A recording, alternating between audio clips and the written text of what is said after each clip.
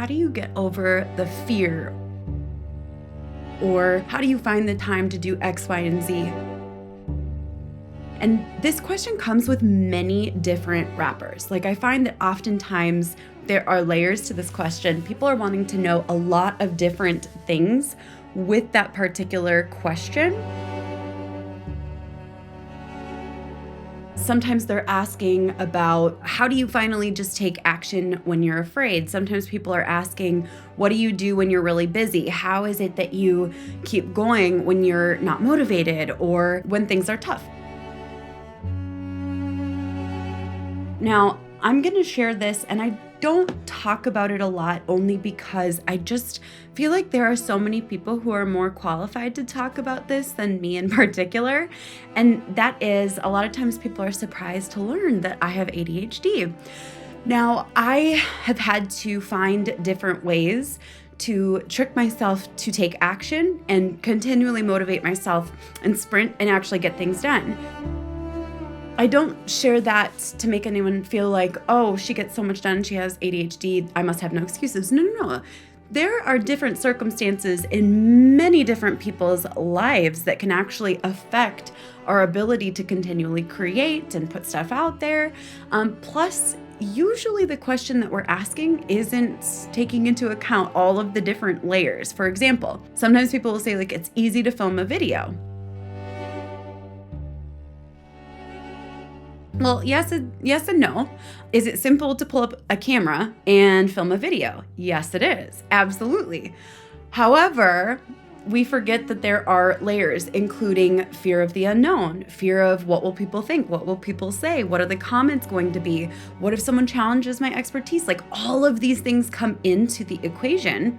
And it's very interesting because if we don't recognize that there are sometimes layers to the different reasons why we don't get things done, it can be really challenging to take action.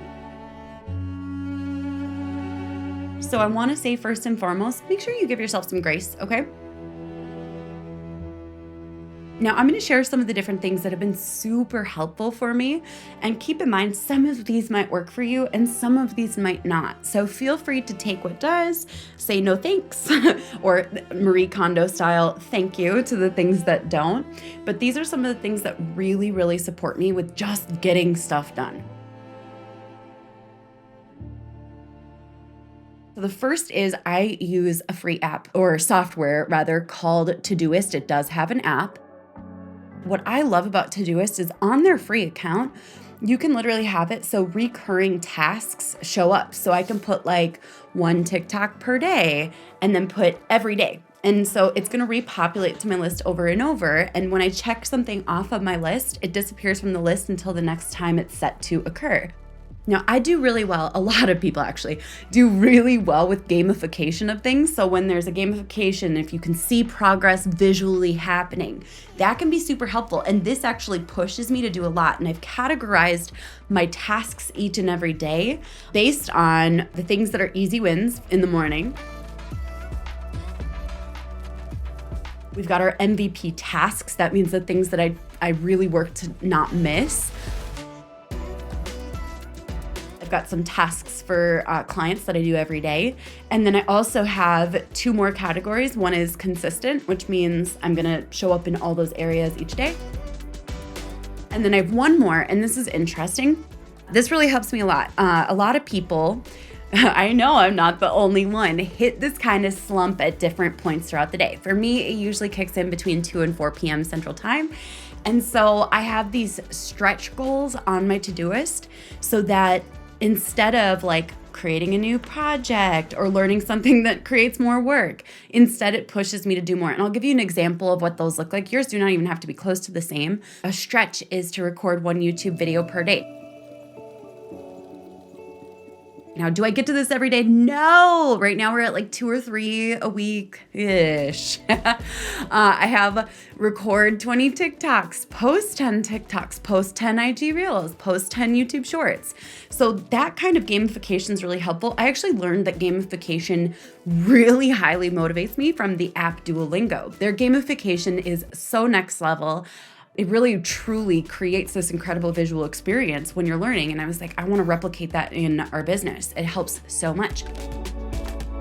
The second big thing that's been really helpful for me is to get super clear on my why. And I know that this comes in waves and we don't always have a clear vision of why we do the things that we do. But for me, it's been really helpful to remind myself, okay, you're doing this because you already know your family's taken care of. What if you can support more people to do something similar or support more people on their journey? And as soon as I'm like, I just don't know if I want to create anymore because like people have been so harsh or whatever, I'll get that one message that reminds me instantly of my why. Someone will say, I watched your video and it motivated me and I went and got a client, and I'll be like, yep, okay, let's keep going. Number 3, there are 2 different kinds of timers that I really like. One, I still need to remember to add batteries to it and I keep forgetting. But one is a cube timer and it has 1, 3, 5, and 10 minutes. And so you turn the cube and the timer is going to be set for that amount of time. Now, I do like this one quite a bit in theory, but what I will say is that I don't like that you can't see the time ticking down. I really actually love to see time ticking down. So I like my Pomodoro timer. It helps me a lot because it's like a pentagon shaped timer and each side has 5 minutes, 15 minutes, 30, 45, and 60. So it's kind of a little bit of bigger time increments. But when you turn it to the side, you'll hear this little beep, just like that. It's very peaceful. And on the middle of the clock is a little LED screen that counts down for you. So you can kind of feel that little bit of intentional internal motivation and pressure. I love that. It is so helpful for me when I'm like, I only have 5 minutes. What can I do? And I look at my list and I realize I can create 1 TikTok in that time. Or I can send out an email to my list in 5 minutes. Or like, it really motivates me to kind of work in more of sprint style. Now, number 4, this one really helps me. I know a lot of people do really well with this. I'm actually super curious how it affects productivity, like statistically. This is considered like a term from and for the ADHD community, but this is called body doubling. And essentially it means that you bring someone into either your space physically or virtually to just work alongside of you. And it helps me so stinking much. And what I love about doing that, I always call it co-working because body doubling can sound kind of creepy to anyone not familiar with the ADHD community. I will bring, a couple people on and I'll say, hey, do you guys want to co-work for an hour? We'll all hop on, no video, no audio, but we'll share in the chat what we're working on and then share updates as we get it done. And I personally have found it's super motivating, super helpful. And if I get stuck, or I say, hey guys, I just lost my focus, I'm going to try to refocus, people will be like, yes, go, you got this. And like, I love that process so stinking much. The 5th major strategy, and this one is going to be kind of custom to you, is carrot or stick. Everybody reacts differently to motivation to get something done. For example, some people do best with reward-based motivation, and some people do best with like punishment-based.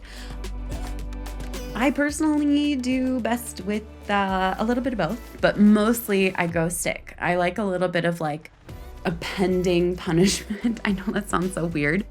Like for example, if I have something that's urgent and is due Friday, my team will actually say, all right, Rachel, if this doesn't get finished, we are going to change the password on your TikTok until it's finished. And man, I never have gotten work done as quickly as when I've done that. So it helps me a lot. But I also find too, and this is interesting because this is kind of strategy number 6 too, I'll use the carrot or the reward as something to help me get things done. And I use this motto called produce before you consume. So for example, if I want to watch YouTube videos, that's fine. I'm totally allowed to. First, I'm going to record a YouTube video. If I'm going to watch TikToks for 2 hours while I lay in bed, awesome. But first I just have to record and post the TikToks according to my goals for the day. So that has been a really helpful strategy for me. So each and every platform, I think, I need to produce before I consume. And it just helps me to get a little bit extra done each and every day. Number 7 is interesting because this may go against a lot of the advice you've gotten from other people, but there are some things that we're never going to be motivated to do. For example, I could hire the best fitness coaches in the whole world, and if they told me that I had to do 100 burpees a day, I would fire them on the spot and never speak to them again. But what's funny is if I hire a coach who says the only way to grow according to your fitness goals is to do 100 burpees per day, that's simply not true. So some of us have platforms or content or tasks that honestly work against who we are, or we don't like them. We just straight up hate them. And I will say there's a fine line between pushing yourself and challenging yourself and trying to do something new.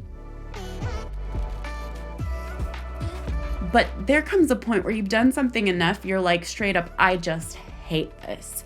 Kind of like my journey with Instagram. I go through seasons where I love it, and I go through seasons where I'm like, I'm just kind of frustrated and I don't really like this, and I'm not enjoying it. I want to go home. So what I like to do is, if I'm going to remove that from my commitments, I'm going to find a different way. So I might not love creating content for Instagram, but I love creating TikToks, and TikToks can be repurposed as Reels. And you know what? That feels like a win-win, because now we get to reach a lot of people on twice as many platforms and 3 times as many if you also include YouTube Shorts. And number 8, this one's interesting, and it's also a little bit loaded. Now take this with a grain of salt. Feel free to embrace it. Feel free to kick it by the wayside. Sometimes there are days where I don't feel like it. I've dealt with a lot of depression and anxiety in my life, and sometimes those kick in and I don't feel like doing anything for weeks. And so there does come a point for me, I can't speak for anyone else here because you alone are the captain of your ship. But there are times where I have to make a decision, and this is kind of my own personal self-talk. I say, all right, Rachel, it's time to just suck it up and get it done, because this funk, this season, this particular struggle isn't going to go away, and we still need to keep progress and momentum happening. So as much as you can motivate yourself, there does come to be a point I personally find where you want to say, all right, it is time to just take action. No more excuses. That's when I'll set a timer and say, I have 5 minutes to post a TikTok. Let's go. And that's actually been really helpful in those seasons where I don't feel like doing anything. I'm trying to be a lot more open about that, because I think sometimes there's this perception that people with platforms don't have hard times with showing up or being consistent or creating content. And I've personally found that it still can be really difficult. So I want to share some more of that behind the scenes. If you want to learn more about time-saving strategies, head to Rachelpedersen.com/podcast. I actually have a YouTube video with 20 time-saving strategies, and most of them are completely different than what I just shared today. So I know you're going to enjoy it. Bye for now, friends.